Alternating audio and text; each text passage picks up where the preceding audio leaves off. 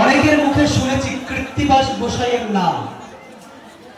তো আমার খুব ইচ্ছা ছিল যে আমি একটু কৃত্তিবাস গোসাইকে দর্শন করব।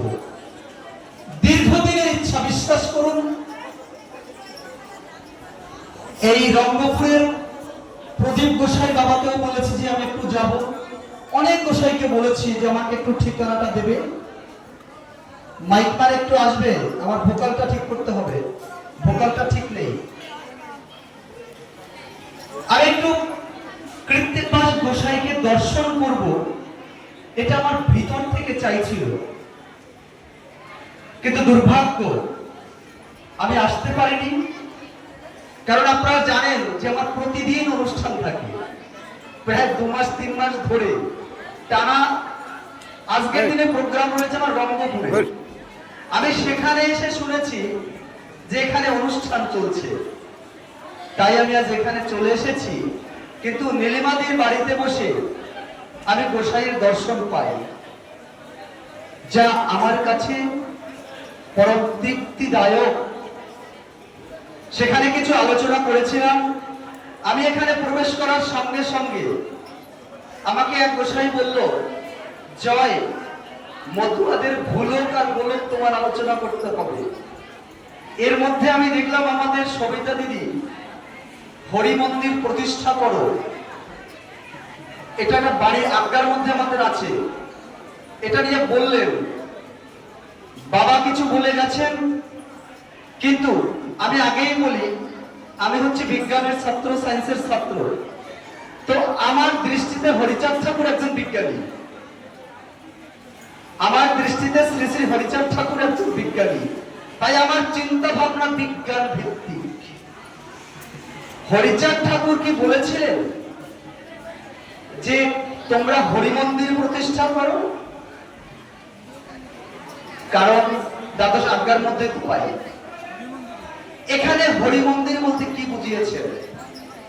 আমার সাধারণ জ্ঞানে যেটা মনে হয়, যেহেতু হরি, হরি যেমন হরণ করা, হরি যেমন জ্ঞান, হরি যেমন শিক্ষা, তাই হরিচাঁদ ঠাকুর আমার দৃষ্টিতে হয়তো এটা বলতে চেয়েছেন যে তোমরা প্রত্যেকের ঘরে শিক্ষার মন্দির তৈরি করো, শিক্ষিত হয়ে এই নিষ্পেষিত, নির্যাতিত, নিপীড়িত মানুষকে মুক্তির দিশা দেখিয়ে একটা সুন্দর পরিবেশ তৈরি করবে।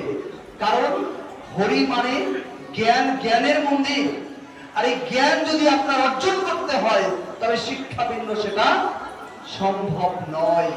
এটা আমার ধারণা, আপনারা নেবেন কিনা সেটা আমার ব্যাপার, আপনার ব্যাপার।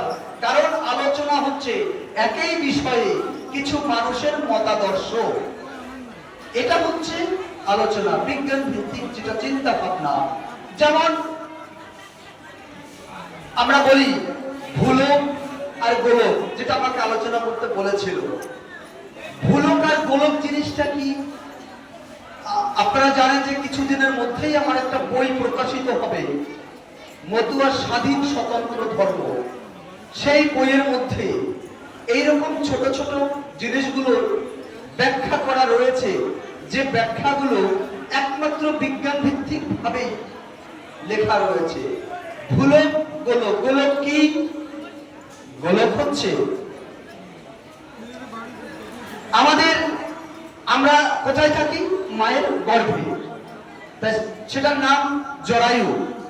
এই যে জরায়ু, এটাকে ইংলিশে বলা হয় ইউটেরাস। এই ইউটেরাসটা কেমন? এই ইউটেরাসটা হচ্ছে এই যে নাশপাতি ফল, এই নাশপাতি ফল যদি উল্টো করা হয় তবে সেটা হচ্ছে জরায়ু। যেমন ওই নাশপাতি ফল যেটা উল্টো করলে যে গোলাকার হয়, জরায়ু হচ্ছে ঠিক তেমন। আমি আগেই বলছি আমার আলোচনাটা শুধুমাত্র বিজ্ঞানের বিশেষ জ্ঞানে উদ্ভাসিত। যারা আপনারা আধ্যাত্মবাদে বিশ্বাস করেন তাদের দর্শনের সাথে আমার আলোচনার কিন্তু মিলবে না। তাই আপনারা দেখেছেন যে বহু বহু যেমন ব্রাহ্মণ্যবাদের ঘরের, তুমি তো দেখেছো, তারা আমাদের মতুয়া দর্শনে এসেছেন। ব্রাহ্মণ পরিবার সবকিছু ফেলে রেখে আমাদের দর্শনে এসেছে। ওকে আমি একটু আগে দেখিয়েছিলাম, মোহাম্মদ আব্দুল ইসলাম সুমন তিনি লিখেছেন, আমি সম্পূর্ণভাবে ইসলাম ধর্ম ত্যাগ করে আমি মতুয়া ধর্ম দর্শন গ্রহণ করলাম। এর কারণ কোথায়? এই যে বিজ্ঞান ভিত্তিক যে আলোচনাটা, আমরা যদি এটা বাইরে ছড়িয়ে দিতে না পারি, তবে শুধুমাত্র মতুয়ার ঘরের সন্তান, শুধু নমর সন্তান, শুধু নিষ্পেষিত নির্যাতিত নিপীড়িত ঘরের সন্তান দিয়ে আমার মনে হয় আমরা পরিপূর্ণ করতে পারবো না। কারণ ঠাকুরের তো ইচ্ছাই ছিল এই বিশ্ব একদিন মতুয়া হবে। এই বিশ্বের দরবারে যদি পৌঁছাতে হয়, চিন্তা ভাবনাটা অবশ্যই বিজ্ঞান ভিত্তিক বলে আমি মনে করি। তো গোলক সেই যে জরায়ুটা যদি উল্টো, মানে ন্যাসপতিটা যদি উল্টো করা হয়, সেটা যেমন গোলাকার, এই জরায়ুটা হচ্ছে ঠিক তেমন। এই জরায়ুতে আপনিও ছিলেন, আমিও ছিলাম, সবাই আমরা ছিলাম। সেই গোলাকারের মধ্যে গোলকে, গোলক নামক জরায়ুতে আমরাও ছিলাম। আর সেখান থেকে যখন ভূমিষ্ঠ হলাম, সেটা হচ্ছে গোলক, মানে পৃথিবী। এই যে ব্যাখ্যাগুলো সেদিন গোসাই ছিলেন, ওখানেও আমি বোধহয় এই বিষয়টাই করে বলে পরজন্মতে গিয়েছিলাম। এই যে দীক্ষা শিক্ষা, আমরা কে কেমন ব্যাখ্যা করি। আমার ওখানে একটা কথা ভালো লেগেছে, গুরুচাঁদ চরিতের একটি কথা ওখানে আমি লেখা দেখলাম, খুব সম্ভবত 573 পৃষ্ঠায়। দীক্ষা মানে দীক্ষিত স্বীকৃতি মাত্র। দীক্ষা মানে হ্যাঁ, দীক্ষা স্বীকৃতি মাত্র। আমি এটুকু কোটেশন করেছি, তার মানে আমাদের স্বীকৃতি স্বরূপ। তাই এখান থেকে আমি ব্যাখ্যাগুলো করেছিলাম। তো সেখানে এই যে আমাদের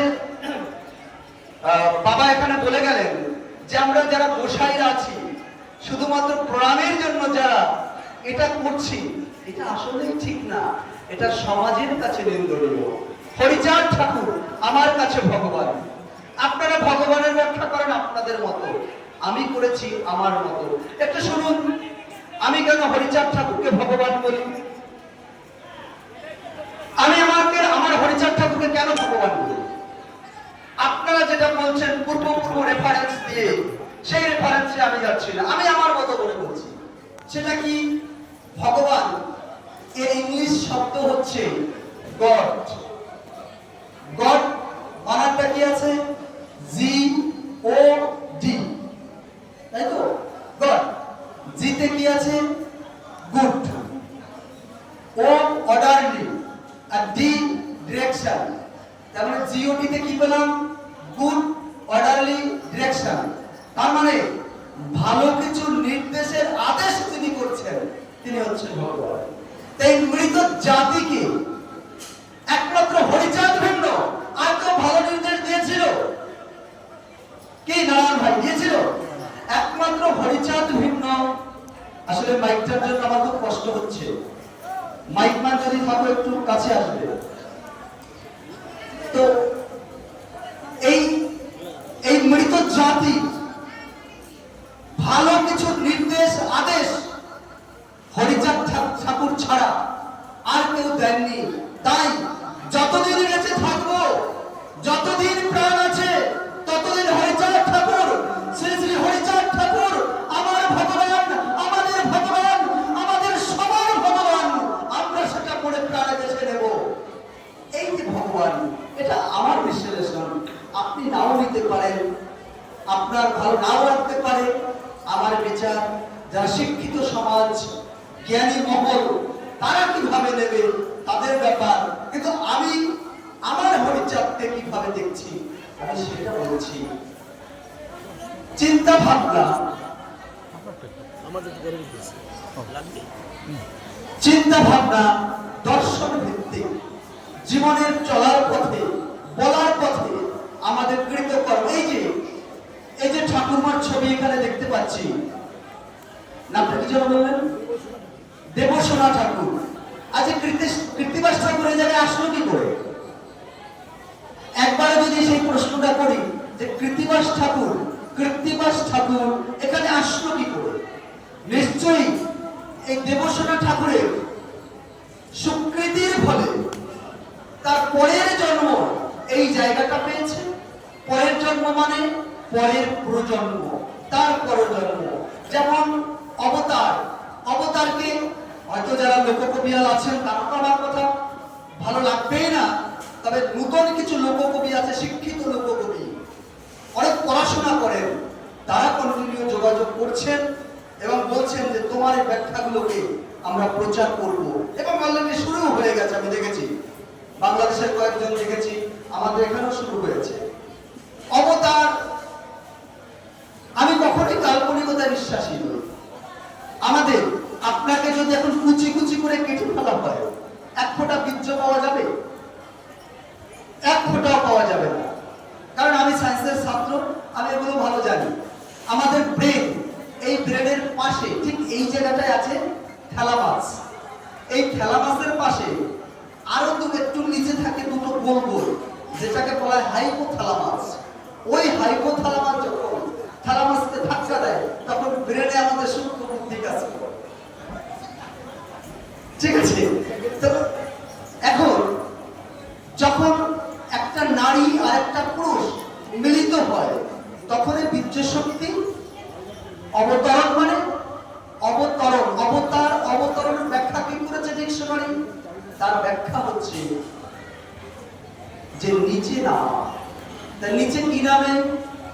ওই যে কোথায় গেল? জরায়ুতে, মানে গোলকে পরিপূর্ণ হলো, ভূমিষ্ঠ হলো, কোথায় আসলো? ভূলোকে।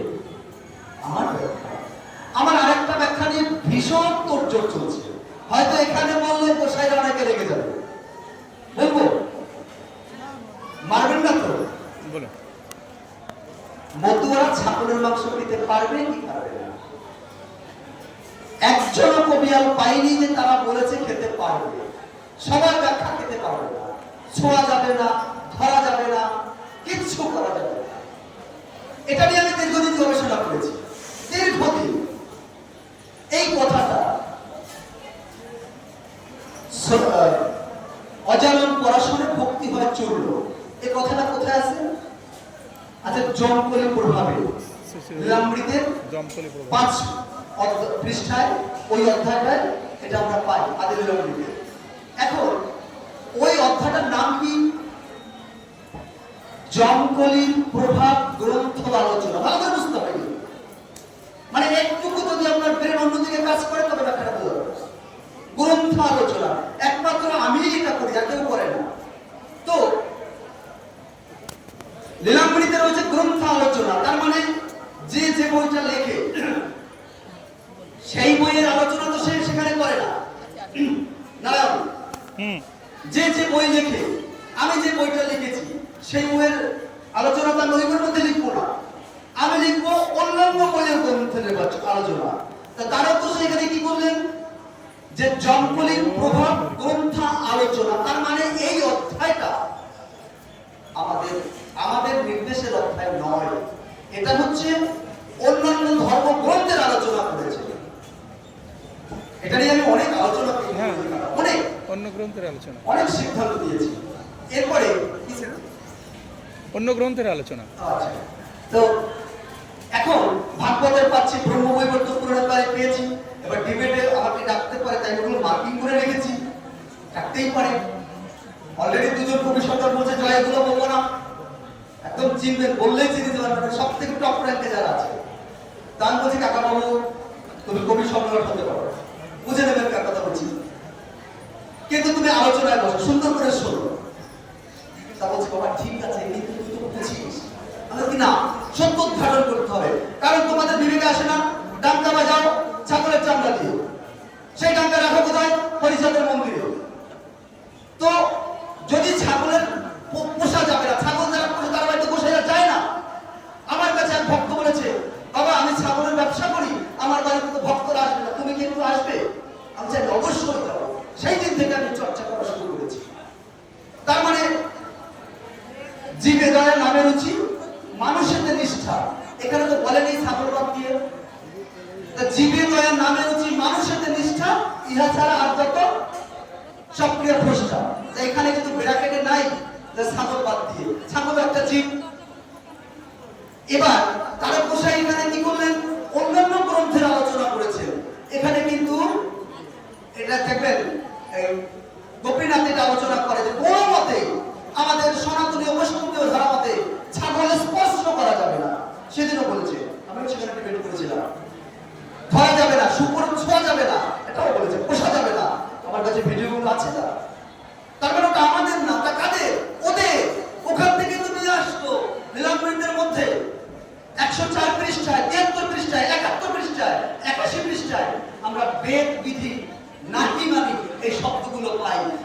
সেটা মানতে হয়, তবে বেদ বিধি বাইরে যেতে হবে। এখন আসে তবু তারা বসে লিখলেন, এইটা একটু বলি, আমি জানি এটা আমাদের না। তো অজালন পরশনে ভক্তি হয় চূর্ণ। অজা মানে কি? কি অজা মানে? ছাগল, তাই তো? চলন্তিকা ডিকশনারি 12 পৃষ্ঠায় কি 16 পৃষ্ঠায় ভালো করে দেখবেন লেখা আছে অজা। অজা মানে হয়েছে জন্ম হইতে বর্তমান পর্যন্ত মন্দ অর্থে ব্যবহৃত হয়েছে। কায়দাখানা দেখেছেন? জন্ম হইতে, এটা ঠিক মতো আছে তো? জন্ম হইতে বর্তমান পর্যন্ত, মানে আরেকজন আছে না যেটা ঘাও দরকার জামান, ও ভালো না। আমাদের সমাজে দু একজন আছে বলদ, চরম বলদ, বোঝেন না কিছু, ওই বলদের থেকে দূরে থাকতে হবে।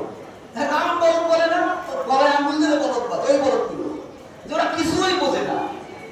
তো ওইখানে ডিকশনারিতে লিখেছে 1 নম্বরে আছে এটা, যে জন্ম হইতে বর্তমান পর্যন্ত মন্দ অর্থে ব্যবহৃত হয়েছে তাকে বলা হয় অজা। 2 নম্বরে আছে অজ মানে ছাগল, স্ত্রীলিঙ্গে অজা। তার মানে যদি প্রথমটা ধরি তবে জন্ম হইতে মৃত্যু, যদি তারা তো সেটা বলে থাকে তবে এটা হতে পারে যে মতুয়ারা, তোমরা যারা জন্ম থেকে এখন পর্যন্ত খারাপ কোনোদিনও ভালো হবে না, কারণ আপনারা জানেন সৎসঙ্গে স্বর্গবাস, আমি বলি না, এটা কাল্পনিক বিষয়, আমি বাস্তব বিজ্ঞানের ছাত্র না। সৎসঙ্গে সুখে বাস আর অসৎসঙ্গে সর্বনাশ। তা আমাদের কি বলছে? সৎসঙ্গে মিশতে বলছে। ভরত গোসাইদের মানুষ মতো, ভরত গোসাই, কীর্তিবাস গোসাই, এদের সঙ্গে চলতে বলছে। এদের সঙ্গে চললে তোমার সুখে বাস হবে, শিক্ষাটা বাস্তব শিক্ষা দেবে। আর ওই বলদের সঙ্গে চললে বড়দেই বাবা। যেমন ডেট, ডিএটি ডেট, বোঝা যাচ্ছে মা? বুঝতে পারছো তো? ডেট মানে খেজুর, ডিএটি ডেট মানে খেজুর। আবার এই ডিএটি ডেট মানে তারিখ, আবার এই ডিএটি ডেট মানে পরমায়ু। একই শব্দ, অর্থ ভিন্ন। তারক গোসাই ছিলেন সুকৌশলী, তারক গোসাই সুকৌশলী। ওনার মতো বিজ্ঞজন আমার চোখে পড়েনি। বিলম্বিত যতবার করছি ততবার মনে হচ্ছে এর মধ্যে আরো কিছু আছে, আরো কিছু আছে। যতবার পড়ছি, প্রথমবার যখন পড়ছি তখন তো মনে করলাম আমি এই বিশ্বের এখন সব থেকে বড় মতুয়া হয়ে গেছি, বিলম্বিত করে ফেলেছি। দ্বিতীয়বার যখন পড়ছি এই মাথায় টনক করছে, তৃতীয়বারে দাগ কাটা শুরু করছি, কোন কোন অপশনে দাগ কাটা যায়। মোটামুটি 4-5টা হয়েছে। এখন এই যে অজালো, তার মানে তারক গোসাই কি এটা বলতে চেয়েছেন যে জন্ম হইতে বর্তমান পর্যন্ত এই অসভ্য জানোয়ার যারা কোনোদিন ভালো হবে না, সেই জানোয়ারদের কেশাগ্র ওই লোম পর্যন্ত তোমরা স্পর্শ করো না, এটা বলেছেন? আমি জানি না আমার কথা আপনারা এখন হবে না। আজ যারা ছাগল পোষে, পশুপালন করে, আমি যদি আমাদের পূর্বপুরুষের কাজে যাই, আপনারা দেখেছেন আমাকে খেতে বলেছেন, ভাত খাইনি। আসলে আমি ভাত, রুটি, মুড়ি, বিস্কিট কিছু খাই না, কারণ আমি চেষ্টা করছি যে আমাদের পূর্বপুরুষরা তারা কিভাবে ছিল। তবে তো বেঁচে আছি ভালোভাবে। আপনি তো দীর্ঘদিন ধরে আমাকে চেনেন।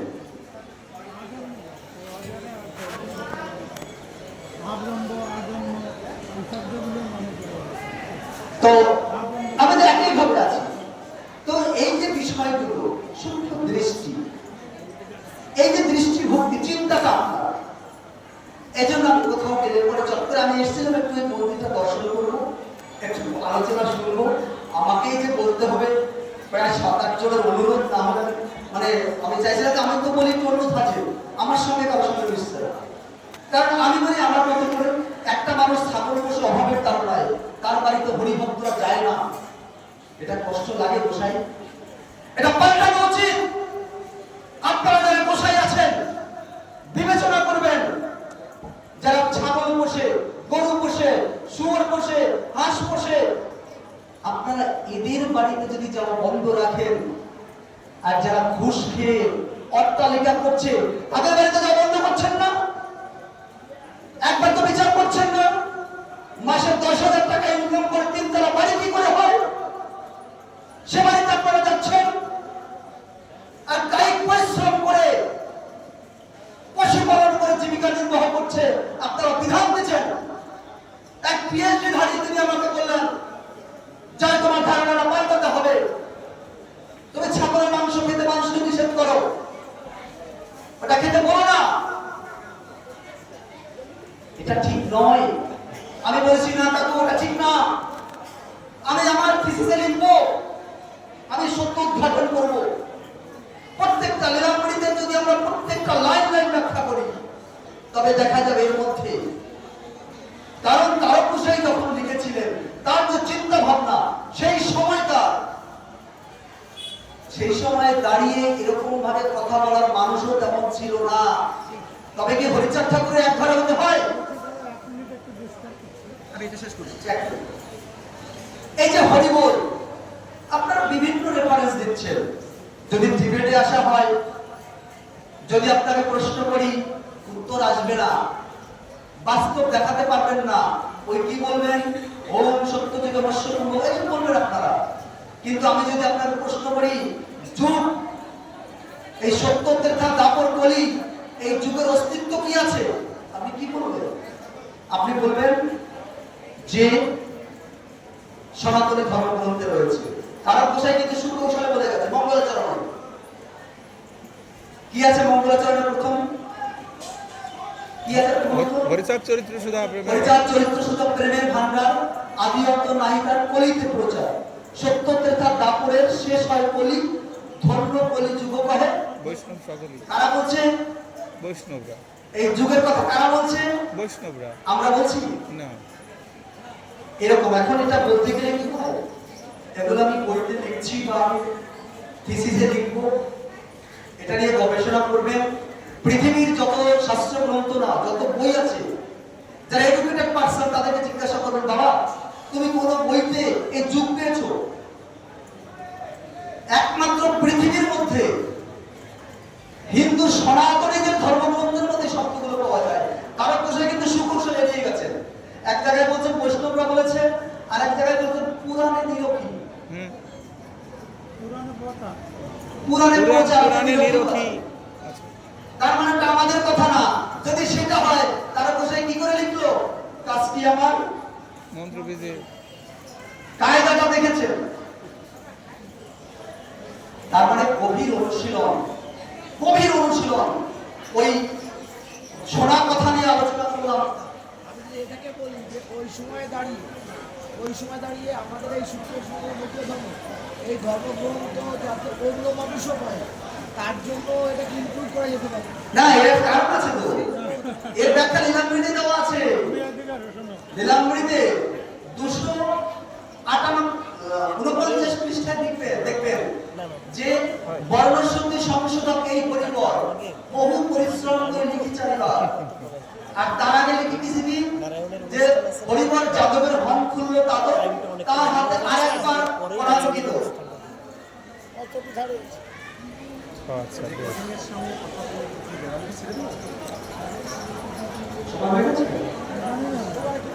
তো তার হাতে আরেকবার ফরাঙ্কিত, তার মানে লীলামৃত ছাপাবার আগে 5 বার এটাকে করা হয়েছে। কেন?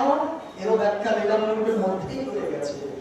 যাই হোক, অনেক আলোচনা আছে, আমাকে বুঝতে হবে, আমি একা বললে হবে না। আমি জানি না আপনাদের কার কার ভালো লাগছে। যদি আমার সঙ্গে কারো এই বিষয়ে আপত্তি থাকে, এর দায় সম্পূর্ণ আমি মাইক্রোফোন ছেড়ে পাশে যাব, আমার সঙ্গে আলোচনা করবেন। কিন্তু কল্পনায় ভর করে আমার সঙ্গে আলোচনা করবেন না। বৈদিকবাদী শাস্ত্র গ্রন্থের রেফারেন্স নিয়ে আমার সঙ্গে আলোচনা করবেন না। আমার সঙ্গে আলোচনা করতে হবে বাস্তব নিয়ে। যদি সেই ক্ষমতা কারো থাকে সে আসবেন, ক্ষমতা না থাকলে জয় হরিবোল। এই যে হরিবোল আপনারা বলেন হা করে রিলি করে, এইসবে আমি বিশ্বাস করি না। কারণ হরিবোল কি? কারণ বেদ বিধি তো তিনি নিষেধ করছেন, তো বেদের কথা আমার কথা। আমি কি বলছি, হরিচাঁদ ঠাকুর যখন এক ঘরে হয়েছিল, গোসাই আপনি বলবেন, গোসাই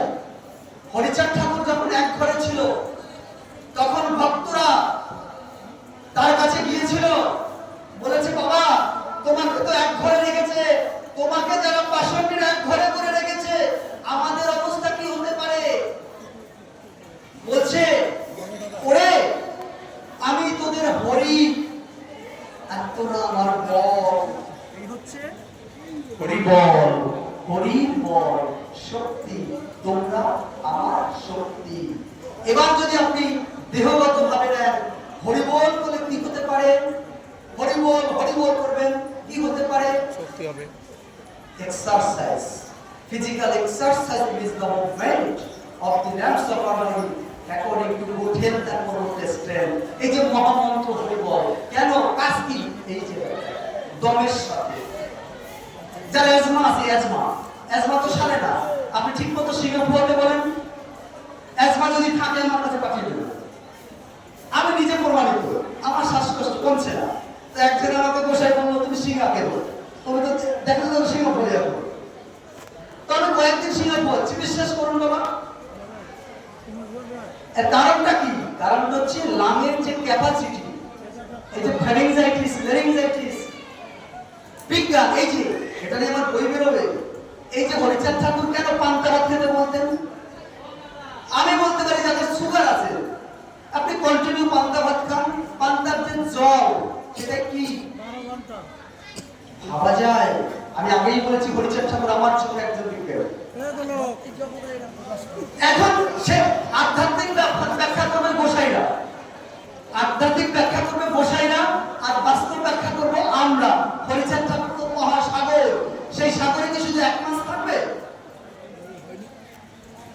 এক মাস, সব মাস থাকবে, সব প্রচার করে। যাই হোক, আমি যদি ভুল বলি আমাকে কেউ ক্ষমা করবেন না, আমি ক্ষমা টমা চাই না, ভুলটা সংশোধন করে দেবেন।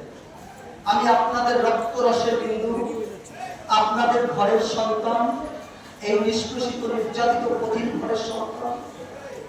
আমার ভুল সংশোধন করে দেবেন, বুকে আবদ্ধ করে রাখবেন।